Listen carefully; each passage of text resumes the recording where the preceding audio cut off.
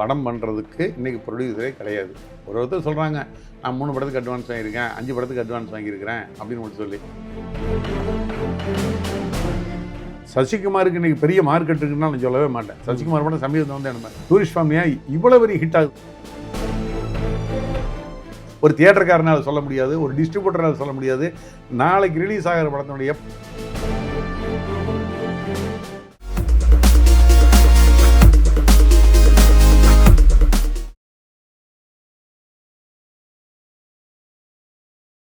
வணக்கம். வணக்கம். இப்போ சினிமா உலகம் எப்படி இருக்கிறதா நீங்கள் நினைக்கிறீங்க? சினிமா உலகம் எப்படி இருக்குதுன்னா, ப்ரொடியூசர் இருந்து எல்லாருமே காணாமல் போயிட்டாங்க. அப்போ அதுலேருந்து சினிமா உலகம் எப்படி இருக்குன்னு உங்களுக்கு தெரியுது இல்லைங்களா? அதாவது ப்ரொடக்ஷன் கம்பெனியை நம்ம வந்து ஒரு 78-79 நம்ம சினிமாக்குள்ளே வந்தோம். அந்த ஒரு 20 வருஷம் சினிமாவினுடைய பொற்காலம்னு சொல்லலாம். 78 to 2000 வரைக்கும் அத்தனை ப்ரொடியூசர் கண்டினியூவாக படம் எடுத்துகிட்டு இருந்தாங்க. நீங்கள் ஒரு ப்ரொடியூசர் உள்ள வந்தாங்கன்னு சொல்லிட்டுனா 15 படம், 20 படம், 22 படம், கண்டிப்பாக வருஷத்துக்கு ஒரு படம், சில டைமில் 2 படம். நீங்கள் பார்த்தீங்கன்னு சொல்லிட்டுனா இப்போ நம்ம கேபி பிலிம்ஸ் பால் ஆகட்டும், இப்போ நீங்கள் உங்களை எடுத்து உங்கள் பேனரில் பண்ணீங்க, நீங்கள் அந்த பக்கம் கவிதாலயா, பஞ்சண்ணன், ஏவிஎம்மில் பண்ணிகிட்டு இருந்தாங்க. அந்த மாதிரி ஒரு 15 ப்ரொடியூசர் நான் சொல்லலாம் ஒருத்தராக. கரெக்ட். எல்லாருமே வந்து பெரிய அளவில் படம் பண்ணிட்டீங்க. அந்த 20 வருஷம் எல்லாரும் லாபத்தில் இருந்தீங்க. அதனால தான் அடுத்தடுத்த படங்கள் பண்ண முடிஞ்சது. 2000க்கு அப்புறம் வீழ்ந்த சினிமா கொஞ்சம் கொஞ்சமாக கீழே விழுந்து இப்போ டோட்டலாக வந்துட்டு படம் எடுக்கிறதுக்கு ஆளே இல்லை அப்படிங்கிற ஒரு கண்டிஷனுக்கு வந்துருச்சு. இப்போ என்ன நடக்குதுன்னா, வெளியில் தெரியாமல் எல்லா நடிகர்களும் பர்சன்டேஜில் தான் படம் பண்ணிகிட்டு இருக்கிறாங்க. வெளியில் படி அந்த கெத்து மறையாமல் அப்படியே வச்சுட்டு இருக்காங்க. ஆமாம், நாங்கள் பெரிய சம்பளம் வாங்கிட்டு இருக்கிறோம் அப்படிங்கிற காட்டிகிட்டு இருக்காங்க இல்லையா? உண்மை நிலவரம் அதல்ல. எல்லாருமே வந்து இருந்துக்கிட்டு பர்சன்டேஜில் தான் படம் பண்ணுறாங்க. அதுதான் இன்றைக்கி நடந்துகிட்டு இருக்குது. இந்த பர்சன்டேஜ் முறையுமே மாறணும். இப்போ சமீபத்தில் வந்து பார்த்திங்கன்னா, ஒரு ஹீரோ வர்றாரு, அவர் சொல்கிறாரு, நான் ஒரு காப்பி இந்த ரேஞ்சுக்கு பண்ணித்தர்றேன், ஒரு 30 ரூபாயோ 40 ரூபாயோ அது மாதிரி பண்ணித்தரேன்னு சொன்னான்னா, நான் என்னங்கிறேன், அந்த ப்ரொடியூசர் வந்து அது படம் என்ன காப்பி ஆகுதோ அந்த காப்பிகளில் பணத்தை அந்த ப்ரொடியூசர் போட்டோம். உதாரணத்துக்கு 40 ரூபாய்ன்னு வைங்களேன். கரெக்ட். 40 ரூபா அந்த படத்துக்கு செலவுனா ப்ரொடியூசர் அந்த 40 ரூபா போடுறதுக்கு ரெடியாக இருக்காரு. ஹீரோ சம்பளம் கேட்கக்கூடாது, டைரக்டர் சம்பளம் கேட்கக்கூடாது. அவங்களுக்கு ஏதாவது ஒரு செலவுக்கு ஒரு அமௌண்ட் கொடுக்கலாம், அவ்வளோதான். இந்த 40 ரூபா ஒரு பணம் போடுறாரு, அந்த பணத்துக்கு வட்டியும் கிடையாது. முடிச்சுட்டு அந்த படம் வியாபாரம் நடக்கட்டும். 80 ரூபா வியாபாரம். இவங்க தான் சொல்கிறாங்களே, என் படம் 100 ரூபாய்க்கு விற்கும், 80 ரூபாய்க்கு ஓடிடி சேட்டலைட் எல்லாம் விற்கிட்டோம், ஹீரோவே விற்கிட்டோம். நான் சொல்கிறது, தயாரிப்பாளர் ஏமாற்றி போகணும்னு நினச்சிங்கன்னா நீங்கள் சேலுக்குள்ள பவருக்கு நீங்களே எழுதி வாங்கிக்கங்க. நீங்கள் 3 பேர் சைன் பண்ணால் தான் அந்த வியாபாரம் நடக்கும் அப்படின்னு வச்சுக்கோங்க. நீங்கள் என்ன பண்ணுங்கன்னா, அந்த படத்தினுடைய லாபத்தில் 40% ஹீரோ சம்பளம் எடுத்துக்கோ, அருமை. 30% ப்ரொடியூசருக்கு கொடு, இல்லை 35% ப்ரொடியூசர் கொடு, 25% டைரக்டர் கொடுத்துருங்க. ஏன்னா இன்னைக்கு வந்து படத்தினுடைய செலவு, படத்தினுடைய வெற்றி எல்லாம் தீர்மானிக்கிறது டைரக்டரும் ஹீரோ தான். ஆமாம். தயாரிப்பாளருக்கு எந்த விதமான பங்கும் கிடையாது. அப்போது நீங்கள் ரிஸ்க் எடுக்கணும். நீங்கள் ரிஸ்க் எடுத்து இப்படி பண்ணிங்கன்னா தான் இனிமேல் ப்ரொடக்ஷன் நடக்கும். அது இல்லாமல் நீங்கள் எனக்கு 20 கோடி கொடுங்க சம்பளம், 30 கோடி கொடுங்க, 50 கோடி கொடுங்க அப்படின்னு போனீங்கன்னு சொல்லிச்சுன்னா இது தேராது. யாரும் படம் எடுக்கிறதுக்கு இல்லை. இன்றைக்கி இருக்கிற நிறைய ஒரு ஹீரோ பார்த்தீங்கன்னா, எல்லா ஹீரோக்களுமே சும்மா தான் இருக்காங்க. இப்போ ஷூட்டிங்லாம் கிடையாது. இது உண்மையான நிலவரம் தான். இப்போ நீங்கள் சூர்யா ஃபேமிலியில் எடுத்துட்டீங்கன்னு சொல்லிச்சுன்னா, அவங்க ஃபேமிலியில் அவங்க படம் எடுத்துக்கிறாங்க. 2Dயில் ஒரு படம் எடுக்கிறாரு, எஸ்ஆர் பிரபு படம் எடுக்கிறாரு, இந்த பக்கம் ஞானவேல்ராஜா படம் எடுக்கிறாரு. அவங்களுக்குள்ள அது என்ன கணக்குன்னு யாருக்குமே தெரியாது. இப்போ 2Dயில் சம்பளம் பேச வேண்டிய அவசியம் இல்லை, அவர் சொந்த கம்பெனி. ஆமாம். எஸ்ஆர் பிரபு கம்பெனி அவங்க சொந்த கம்பெனி மாதிரி தான், எல்லாம் அண்ணன் தம்பிங்க. அதே மாதிரி ஞானவேல்ராஜாவும் அவங்களுடைய கசினாக போச்சு. அவங்க வெளியில் வந்து போகிறதே இல்லை, என்ன சம்பளங்கிறது யாருக்கும் தெரியாது. அந்த பெரிய ஹீரோ 2 பேர் இருந்தாலும் ஒருத்தர் இன்னைக்கு வேணான்னு போயிட்டார், அரசியலுக்கு போயிட்டார். இல்லை, இன்னொருத்தருக்கு வந்து 1.5 வருஷத்துக்கு ஒரு படம் இருந்தால் போதும். அவர் வந்து யாராவது ஒருத்தர் வர்றாங்க, படம் பண்ணுறாங்க. அதுலேயுமே இப்போ இந்த படத்தை பொறுத்தவரை நான் வந்து உண்மையான நிலவரம் எனக்கு தெரியாது இல்லையா. குட் பேட் அக்லை பொறுத்தவரை ப்ரொடியூசருக்கு லாஸ் தான் அப்படிங்கிற மாதிரி இண்டஸ்ட்ரி பேசிக்கிறாங்க. அது ப்ரொடியூசருக்கு லாஸ் ஆகலன்னு ப்ரொடியூசர் சொன்னால் மட்டும்தான் தெரியும் மொழியே, நமக்கெல்லாம் கணக்கு தெரியாது. எவ்வளோ சம்பளம் கொடுத்துருக்காரு, என்ன காஸ்ட் பண்ணியிருக்காருன்னு தெரியாது. விடாமுயற்சி பற்றி நல்லாவே தெரியும், கண்டிப்பாக லாஸ் தான் அது. ஸோ இந்த பெரிய டாப் ஹீரோ 2 பேரும் இந்த மேலே தான் இருக்காங்க. அடுத்தது பார்த்தீங்கன்னு சொல்லிட்டுனா, கமலஹாசன் எடுத்துட்டிங்கன்னா அவருடைய சொந்த கம்பெனிலாம் படம் பண்ணுறாரு. ஆமாம், பண்ணுறாரு. இல்லை ஜாயின்ட் ப்ரொடக்ஷனாக பண்ணிக்கிறாரு. மற்ற எல்லா ஆர்டிஸ்ட்டுமே பார்த்தீங்கன்னு சொல்லிச்சுன்னா, படம் பண்ணுறதுக்கு இன்றைக்கி ப்ரொடியூசரே கிடையாது. ஒருத்தர் சொல்கிறாங்க, நான் 3 படத்துக்கு அட்வான்ஸ் வாங்கியிருக்கேன், 5 படத்துக்கு அட்வான்ஸ் வாங்கியிருக்கிறேன் அப்படின்னு மட்டும் சொல்லி. அதெல்லாம் எந்த அளவுங்கிறது இப்போ பார்த்தீங்கன்னா, மொத்தமாக ஓடிடி வியாபாரம் ஒரு நயா பைசாவுக்கு கூட கிடையாது. பெரிய ஆர்டிஸ்ட் படம்னு சொல்லிட்டுனா ஒரு வருஷம் கழிச்சு 2026 நான் ரிலீஸ் பண்ண, நீயே 27 ரிலீஸ் பண்ணேன், அப்படிங்கிற மாதிரி கொடுக்கும், வேற ஒன்றும் கிடையாது. ஸோ சினிமா அப்படி போயிட்டுருக்கு. ஒரே ஒரு நல்ல காரியம் சினிமாவில் இன்றைக்கி என்ன நடக்குதுன்னு சொல்லிச்சுன்னா, சமீபத்தில் அதுவும் நீங்கள் போனால் இந்த ஒரு 7-8 மாதமாக பார்த்தீங்கன்னா சின்ன படங்கள் நிறைய நல்லபடியாக ஓடி இருக்குது. ஆமாம், அது சின்ன படம்னு சொல்லக்கூடாது, கதை உள்ள படங்கள். அது சின்ன படம் கிடையாது. இவங்க சின்ன படம்னு பேசுகிறாங்க, சின்ன படம் கிடையாது. நீங்கள் கதை அம்சத்தோட இந்த ஹீரோக்கள் இந்த 10 பேர் இருக்காங்க பார்த்தீங்களா, இவங்க மட்டும் கதை அம்சம் உள்ள படங்கள் நடித்தாங்கன்னா நிச்சயமாக சூப்பர் டூப்பர் ஹிட் ஆகும். இவங்க கதை அம்சத்தில் உள்ள படத்தில் நடிக்கிறதே கிடையாது. இவங்க என்ன பண்ணுறாங்கன்னா, நடிகர்கிட்ட முதல் ஒன்லைன் கேட்குறாங்க, இல்லைன்னா கதையும் கேட்குறாங்க. கதை கேட்டுப்பட்டு ப்ரொடியூசரை கூப்பிட்டு, சார் கதை நல்லா இருக்குது, நீங்கள் பண்ணலாம், நீங்களும் கேளுங்க அப்படின்னு சொல்கிறாங்க. அவரு கதை கேட்குறாரு, கதை நல்லா தான் இருக்குது. அதுக்கப்புறம் ஷூட்டிங் போயிட்டாங்கன்னு சொல்லிச்சுன்னா, ஹீரோ ஏறக்குறைய அத்தனை ஹீரோ, நான் யாரை ஒருத்தர் பண்ணி தனிப்பட்ட முறையில் சொல்லலை, இவங்க 10 பேருமே இவங்க தான் டைரக்டர். அதாவது கேமரா ஏங்கல் வைக்கிறதுலேருந்து எல்லாமே இவங்க தான் சொல்கிறாங்க. இவங்க எல்லாருமே எம்ஜிஆர் மாதிரி நினச்சிக்கிறாங்க. எம்ஜிஆர் வந்து நான் கேள்விப்பட்டிருக்கேன், நான் எம்ஜிஆர் பார்த்ததில் கேள்விப்பட்டிருக்கேன். எடிட்டிங்கிலிருந்து பாடல் வாங்குறதுலேருந்து எல்லாமே அவர் செய்வார்னு. ஆனால் அவருடைய சமகால நடிகர் சிவாஜி சாரே இருந்துட்டு எதுலையும் தலையிட மாட்டார். இப்போ நீ என்ன சொல்ல போனால், நீங்கள் முதல் மரியாதையெல்லாம் உங்களுக்கு நல்லாவே தெரியும். பாரதிராஜா கிட்ட நான் கேள்விப்பட்டிருக்கேன், படிச்சிருக்கிறேன். பாரதிராஜா கிட்ட என்னடா என்னை வச்சுட்டு நீ ஒன்றும் படமே எடுக்க மாட்டேங்கிற, சும்மா நடக்க சொல்கிற, போக சொல்கிற, வர சொல்கிற, ஆனால் நான் சொல்கிறது மட்டும் நீங்கள் செய்யுங்க அப்படின்னு அவர் சொன்னாராம். அதே மாதிரி நடிகர்கள் எதுவுமே பேசாமல் நடித்த படம் அந்த படம் சூப்பர் டூப்பர் ஹிட் ஆச்சு. காரணம் முழுக்க முழுக்க டைரக்டர் நடிகர் ஒப்படைச்சிட்டார். அவர் அவ்வளோ பெரிய நடிகர், 200 படம் நடித்த ஒரு பெரிய மெகா ஸ்டார். அவர் டைரக்டர் சொல்கிறது கேட்குறாரு, அதனால தான் இந்த படம் ஹிட் ஆச்சு. இப்போ இந்த 15 வருஷமாக நீங்கள் பார்த்துட்டீங்கன்னா இவங்க எல்லாருமே, நான் சொல்கிறது யாரையும் இல்லை, இவங்க ஒருத்தர் கூட ஒரு சூப்பர் ஹிட் கூட கொடுக்கலன்னு நான் சொல்லுவேன். வசூலாயிருக்கும். எனக்கு அந்த படம் பீஸ்ட் வசூலாச்சு, துணி வசூலாச்சு, அது வசூலாச்சு, இது வசூலாச்சுன்னு எல்லாம் இண்டஸ்ட்ரியில் ரூபாய் கணக்கில் போட்டுக்கிறாங்களே ஒழிய நல்ல படம் இவங்க யாருமே கொடுக்கல. ஒரு கதையை எப்படி சார் ஓடுது? அதாவது சசிகுமாருக்கு இன்றைக்கி பெரிய மார்க்கெட் இருக்குன்னா நான் சொல்லவே மாட்டேன். சசிகுமார் படம் சமீபத்தில் வந்து என்ன ஏன் இந்த படம் இந்த ஃபேமிலி டூரிஸ்ட் ஃபேமிலியாக இவ்வளோ பெரிய ஹிட் ஆகுது? அந்த கதை முழுக்க முழுக்க கண்டென்ட் தான். ஒரு குடும்பஸ்தன் ஹிட் ஆகுது. என்ன காரணம்? கண்டென்ட் தான். ஓடுன எல்லா படம் நீங்கள் பார்த்தீங்கன்னு சொல்லிட்டுனா அந்த படத்தினுடைய கதை அம்சத்தினால மட்டும்தான் ஓடி சொல்லிய அந்த நடிகர்கள், அந்த படத்தில் நடித்த நடிகர்களே அடுத்த படம் நடித்தாங்கன்னா கதை இல்லைன்னா அந்த படம் ஓட மாட்டேங்குது. ஸோ நடிகர்களுக்கு இன்றைக்கி வேல்யூ இல்லைங்கிற அளவுக்கு ஆகிப்போச்சு. இது வந்து இந்த நிலைமை வந்து இந்த ஒரு 6 மாதம், இன்னொரு 6 மாதம் இதே மாதிரி நல்ல படங்கள் மட்டும் போகும் அப்படிங்கிற ஒரு கதை அம்சம் உள்ள படங்கள் மட்டும்தான் ஓடும் அப்படின்னு சினிமாவுக்கு வந்துன்னா ப்ரொடக்ஷன் காஸ்ட் தன்னை போல குறைஞ்சி போயிடும். ஏன்னா யார் நடிச்சிருந்தாலும் மக்கள் பார்க்குறதுக்கு ரெடியாக இருக்காங்க. சூர்யா படத்தை கூட தான் வந்து அந்த படம். ஆமாம், சூர்யா இன்றைக்கி ஒரு பெரிய ஸ்டார். சும்மா நம்ம வந்து நம்மளாம் வந்து இது குறைக்க முடியாது.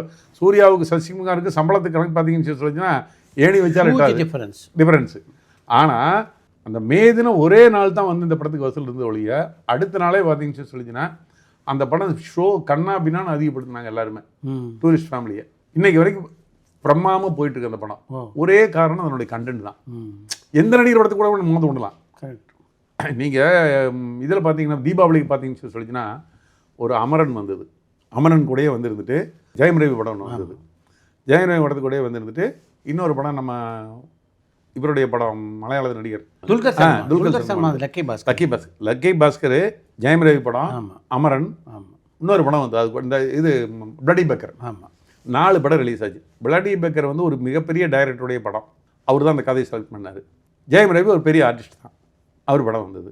அந்த படம் தெலுங்குலேருந்து யாருக்கிட்ட தெலுங்கு தமிழ் ஒரே லாங்குவேஜ் எடுத்தாங்கன்னு சொன்னாங்க. அந்த படம் அந்த படம் பார்த்தீங்கன்னு சொல்லிட்டுன்னா அமரன் ஒரு பெரிய ஹிட் ஆச்சு, லக்கி பாஸ்கர் பெரிய ஹிட் ஆச்சு. ஆமாம், ஜெயம் ரவி ரொம்ப சுமாராக போச்சு. உண்மைதான். இது இந்த படம் ஒன்றுமே இல்லை.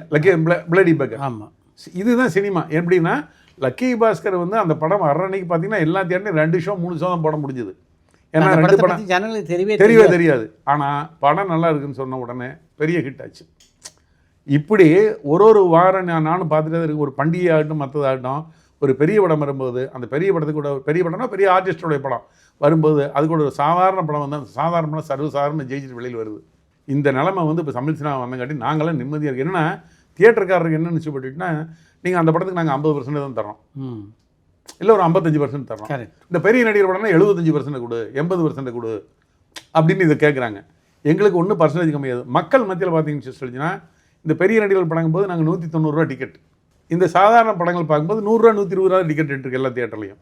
எந்த தியேட்டர்லையும் அதுக்கு மேலாம் கிடையவே கிடையாது. அவங்களுக்கும் கம்மியான காசில் என்டர்டெயின்மெண்ட் கிடைக்குது, தியேட்டருக்காரருக்கு பர்சன்டேஜ் கம்மியாக கிடைக்குது, படங்கள் நல்லபடியாக ஓடுது.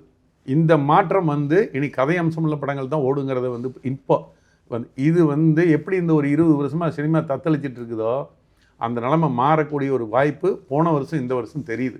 அதனால் இனி சினிமா வந்து இருந்துட்டு தயாரிப்பாளர் உட்கார்ந்து பழையபடி கதை கேட்டு கதைக்கு தகுந்த நடிகர்களை போட்டு பண்ணினாங்க மட்டும்தான் வெற்றி அடையுங்கிறத இப்போ நிரூபிச்சுட்டு வருது. அப்படி ஒரு நிலைமை பழையபடி வந்ததுன்னு சொல்லிச்சுன்னா நிச்சயமாக ஒரு ஓடிடி முதல் கொண்டு அவங்க நல்லா ஒன்று அந்த படத்தை வாங்குறாங்க. ஆமாம், வாங்குறாங்க. நீங்கள் ஆஃப்டர் ரிலீஸாக அவங்க வாங்கிட்டோம். ஆஃப்டர் ரிலீஸே வந்து பார்த்தீங்கன்னா இப்போ இந்த படம் ஓடிட்டு இருக்குன்னு போட்டுட்டுனா எல்லா ஓடிடிக்காரும் வந்து கேட்குறாங்க ஓடுற படத்தை. மதகஜராஜா பார்த்தீங்கன்னா 12 வருஷம் கழிச்சு வந்த படம், அவங்க ஓடிடி விற்க முடியல, ரிலீஸ் முன்னால் போட்டு காட்டினாங்க, நடக்கலை. படம் ரிலீஸ் ஆகி ஹிட் ஒன்று எல்லா ஓடிடிக்கார் லைன்லாம் வந்து நின்னாங்க வாங்கிக்கிறேன்னு. அவங்களுக்கு சில சட்ட சிக்கல் இருக்கிறனால அந்த படத்தை வந்து உடனே ரிலீஸ் பண்ண முடியல. அதில் ஸோ எல்லா படமும் வந்து எல்லா வியாபாரமும் சேட்டலைட்டு, ஓடிடி, தியேட்டரிக்கலு, மியூசிக்கு எல்லாமே நல்லபடி வியாபாரம் நடக்கும், நல்ல லாபங்கள் கிடைக்கும். அதனால் வந்து கதையம்சமுள்ள படங்கள் தான் எடுக்கணும். இப்போ அடுத்த 16ஆம் தேதி வரக்கூடிய படங்களை பார்த்தீங்கன்னா மாமன் பார்த்ததுன்னா முழுக்க ஒரு நல்ல கதையோடு அந்த படம் எடுத்துருக்காங்க போல் தெரியுது. ஆமாம், ட்ரெய்லர் பார்க்கும்போதே வந்து இது நாளைக்கு சினிமா எப்படி வேணாலும் இருக்கலாம். ஆனால் அதனுடைய கண்டென்ட் நம்ம பார்க்கும்போது நிச்சயமாக ஒரு ஃபேமிலி ட்ராமா கொடுத்துருக்காங்க, ஒரு நம்பிக்கை விட்டுற மாதிரி இருக்குது, ஒரு இதெல்லாம் இந்த மாதிரி இருக்குது. இப்படி ஒரு படம் வந்து குடும்பங்கள் கொண்டாடும் படங்களாக வந்ததுன்னா மட்டும்தான் இவங்க வந்து பார்த்திங்கன்னா இந்த 10-20 வருஷம் பார்த்திங்கன்னா பூரா அறிவால் ரத்தி கத்தம் குடும்ப கதையே கிடையாது. ஆனால் ஒரு இதே கார்த்தி படத்தை நீங்கள் எடுத்துட்டிங்கன்னா அந்த கார்த்தியினுடைய அந்த ஃபேமிலி ட்ராமா ஒன்று நம்ம பாண்டியராஜ் டைரக்ட் பண்ணார், மிகப்பெரிய ஹிட் அந்த படம். கடைக்குட்டி சிங்கம் மிகப்பெரிய வெற்றி ஆச்சுங்களா. ஸோ அது முழுக்க கடைக்குட்டி சிங்கம் ஒரு ஃபேமிலி ட்ராமா அந்த மாதிரி. ஸோ இவங்க எல்லாருமே பெரிய நடிகர்கள். இப்போ ரஜினிகாந்த் வந்து ஆக்ஷன் ஹீரோவாக இருக்கும்போது தான் நல்லவனுக்கு பண்ணார். ஆமாம், ஃபுல் அண்ட் ஃபுல் அது ஃபேமிலி ட்ராமா, அது பெரிய ஹிட் ஆச்சு. எங்கே இயக்கட்ட குரல், 6 விழுந்த எல்லாமே இவருடைய இமேஜுக்கு என்டையராக வேறுபட்ட படம். அந்த படமெல்லாம் எல்லாமே சூப்பர் டூப்பர் ஹிட் ஆச்சு அவருக்கு. இல்லை, கார்த்திகனுடைய ஆக்ஷன் படங்களை விட மெய்யழகன் கூட நல்லா இருக்கு. மெய்யழகன் பெரிய பண்ணிச்சு. அது மெய்யழகன் இன்னும் கொஞ்சம் தியேட்டர்களில் பெட்டராக போயிருக்கணும், ஏன் போகலன்னு எனக்கு புரியல. மெய்யழகன் வந்து பெரிய ஹிட் ஆச்சு அந்த படம் தான். அந்த படம் வந்து சாதாரண படம்னு சொல்லவே முடியாது. ஸோ இவங்க வந்து அந்த மாதிரி குடும்பங்கள் கொண்டாடும் படங்கிற சொல்லக்கூடாது, காட்டணும். அதை கொண்டு வந்தனா தான் நல்லாயிருக்கும். இந்த நிலைமையிலேருந்து எப்படி தான் விடுபட வேண்டிய வந்துடும். அதுதான் சொல்லிட்டேன், ஆள் இல்லை, இன்னைக்கு கதை கேட்டு தான் படம் எடுப்பாங்க எல்லாரும். இப்போவுமே இருக்கிற சில கம்பெனி என்ன பண்ணியிருக்காங்கன்னா பெரிய ஆர்டிஸ்ட் கால் ஷீட் வாங்கிட்டு உட்காந்துருக்காங்க. கண்டிப்பாக அவங்கெல்லாம் வந்து இருந்துக்கிட்டு இன்றைக்கி இருக்கிற ட்ரெண்டில் இப்படி இருந்துன்னா இவங்க பணம் போட்ட முதல் எடுக்கிறது கண்டிப்பாக கஷ்டம். இப்போ உதாரணத்துக்கு வந்து ஒரு லைக்கான ஒரு பெரிய கம்பெனி, அவங்க உண்மையிலேயே எனக்கு தெரிஞ்சு நான் பார்த்த அளவு பார்த்தீங்கன்னா ஒரு பெரிய ஃபண்டோடு தான் வந்தாங்க சினிமாவுக்குள்ளே. ஆமாம், அவங்க ஒன்லி பெரிய படங்கள் மட்டும்தான் எடுத்தாங்க. பெரிய படங்கள் மீன்ஸ் பெரிய ஆர்டிஸ்ட்டை வச்சு மட்டும் தான் படங்கள் எடுத்தாங்க. அவங்க எடுத்து அந்த முதல்ல ஒரு 3-4 படத்தை தவிர்த்து மீது எல்லாமே வந்து இருந்துட்டு அந்த ஆர்டிஸ்ட்டை நம்பி படம் எடுத்து மிகப்பெரிய நஷ்டத்தை சந்திச்சாங்க. எனக்கெல்லாம் உண்மையில பெரிய வருத்தம் தான். அவ்வளோ ஒரு நல்ல கம்பெனி, ஒரு ஃபண்டிங்கோடு வந்திருக்காங்க, அவங்க பெரிய சக்ஸஸ் ஆகிருக்கணும். அவங்க கதையை நம்பி படம் எடுக்கவே இல்லை. கரெக்ட். சூப்பர் குட் ஃபிலிம்ஸில் சக்ஸஸாக வந்தாங்க, ஒரு ஏவிஎம்மில் சக்ஸஸாக வந்தாங்க அப்படின்னு சொல்லிச்சுன்னா அவங்கெல்லாம் கதையை கேட்டு கதையை நம்பி தான் படம் எடுத்தாங்க, ஆர்டிஸ்ட் நம்பி அவங்க படம் எடுக்கலை. இவங்க கதையை நம்பி படம் எடுக்காமல் ஆர்டிஸ்ட் நம்பி இவங்க படம் எடுத்துங்காட்டி தான் வந்த முதல்ல இவ்வளோ பெரிய லாஸில் அவங்க வந்து இன்றைக்கி இருந்துகிட்ருக்குறாங்க. இனியும் அவங்க வந்து மறுபடியும் படம் ப்ரொடக்ஷனுக்கு வர்றாங்கன்னு நான் கேள்விப்பட்டேன். இனியாவது அவங்க வந்து கதை கேட்டு அதுக்குன்னு ஒரு டீம் வச்சு அந்த கதைக்கு தகுந்த நடிகர்களை போட்டு அவங்க ப்ரொடக்ஷன் பண்ணாங்கன்னா இப்போ அவங்க ப்ரொடக்ஷன் காஸ்ட் ஒரு படம் அவங்க கம்பெனியில் வந்து ஒரு படம் வந்து 200 கோடிக்கு எடுக்கிற பதிலாக 20 கோடிக்கு எடுத்தாங்கன்னா அவங்களுக்கு பெரிய லாபம் கிடைக்கும். கரெக்ட். இந்த மாதிரி பெரிய ஆர்டிஸ்ட்களுக்கு கொண்டு 100 கோடி 150 கோடின்னு அவங்க சம்பளம் கொடுத்து படம் எடுக்காமல் இப்போவுமே வந்து இருந்துக்கிட்டு பார்த்தீங்கன்னா இப்போ ஏஜிஎஸ் மூவிஸ் பண்ணுறாங்கன்னா ஏஜிஎஸ்சில் வந்து அவங்க வந்து இப்போ அந்த பிரதீப் ரங்கநாதன் படம் எடுத்தாங்க. அந்த படம் எல்லாம் நம்ம வந்து எவ்வளோ ஃபிகர்னு எனக்கு தெரியாது, ஆனால் பெரிய லாபம் நிச்சயமாக அவங்களுக்கு. ஆமாம், அவங்க வந்து அது பெரிய ஆர்டிஸ்ட்டை வச்சு எடுத்த படத்தை லாபத்தை காட்டணும்.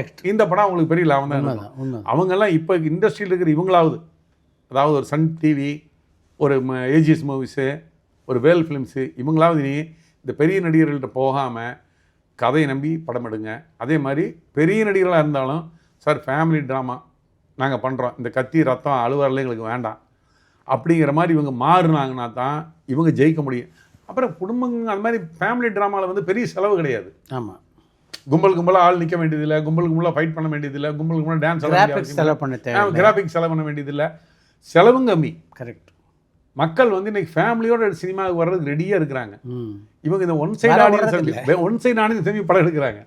ஒன் சைடு ஆடியன்ஸ் செமி இந்த ஆக்ஷன் படங்கள் பார்த்தீங்கன்னா அது ஒன் சைடு ஆடியன்ஸ் படம். ஆமாம், அது ஏதாவது ஒரு படம் ஒரு ஜெயிலர் ஓடும், ஆச்சுங்களா? ஒரு ஜெயிலர் ஓடிச்சுங்கிறதுக்காக நீங்கள் ஜெயிலர் மாதிரியே படம் இப்போ ஒரு அஜின் சாரே எடுத்துக்கங்க. நீங்கள் வந்து ஒரு ஜெயிலர் ஓடிச்சோலே அதுக்கு முன்னால் பார்த்தீங்கன்னா ஒரு 3-4 படங்கள் பார்த்தீங்கன்னு சொன்னால் ஆவரேஜாக தான் இருந்தது. அதனால நீங்கள் வந்து ஃபேமிலி ட்ராமா நீங்கள் எடுத்தீங்கன்னா மட்டும்தான் ஜெயிக்க முடியும். அந்த ஃபேமிலி ட்ராமாவுக்கு பழையபடி நீங்கள் நகரணும். நகர்ந்தீங்கன்னா இந்த 2025, 26 சிறப்பாக இருக்குன்னு நான் நினைக்கிறேன். இப்போ போன வருஷமே பார்த்தீங்கன்னா இப்போ இந்த ஆண்டே எடுத்துக்கிட்டிங்கன்னா இந்த 4 மாதத்தில் 72 படங்கள் வந்திருக்கு.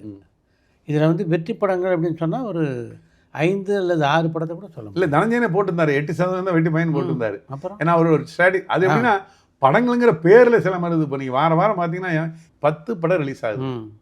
அந்த 10 படத்தினுடைய பேரை சொல்ல தமிழ் சினிமாவில் இருக்க யாருனாலும் சொல்ல முடியாது. அப்புறம் ஒரு பிஆர்ஓனாலும் சொல்ல முடியாது ஆச்சுங்களா? ஒரு சினிமா டைரக்டர்னால சொல்ல முடியாது, ஒரு தியேட்டர்காரனால் சொல்ல முடியாது, ஒரு டிஸ்ட்ரிபியூட்டரால் சொல்ல முடியாது. நாளைக்கு ரிலீஸ் ஆகிற படத்தினுடைய 10 படத்தினுடைய பேர் ஒருத்தர் சொன்னாங்கன்னா உங்களுக்கு 1 கோடி ரூபா பரிசு கொடுக்கலாம். ஒருத்தர் சொல்ல தெரியாது. கரெக்ட். என்ன படம் இதெல்லாம்? சும்மா படத்துக்குன்னு பேருக்கு எடுத்து விட்டுக்கிறதுங்களா?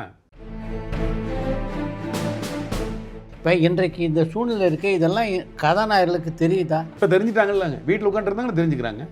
இப்போ எல்லாம் வீட்டில் தான் உட்காந்துக்கிட்டு இருக்கிறாங்க. யார் ஷூட்டிங் போகிறாங்கிறீங்க நீங்கள்? விஜயனுடைய ஆரம்ப காலகட்டத்தில் இது விஜய் படம் எடுத்தோம். ஒரு ஷாஜகான், ஒரு திருப்பாச்சி, இது எல்லாமே வெற்றி படமாக இருந்தது. ஆனால்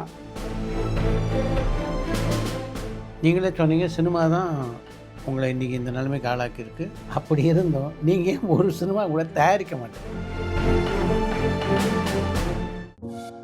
பரபரப்பான சினிமா செய்திகள், நட்சத்திரங்களின் பேட்டிகள், சினிமா வரலாறு ஆகியவற்றை பார்க்கவும் படிக்கவும் உங்களுக்கான இணையதளம் tourantalkies.co.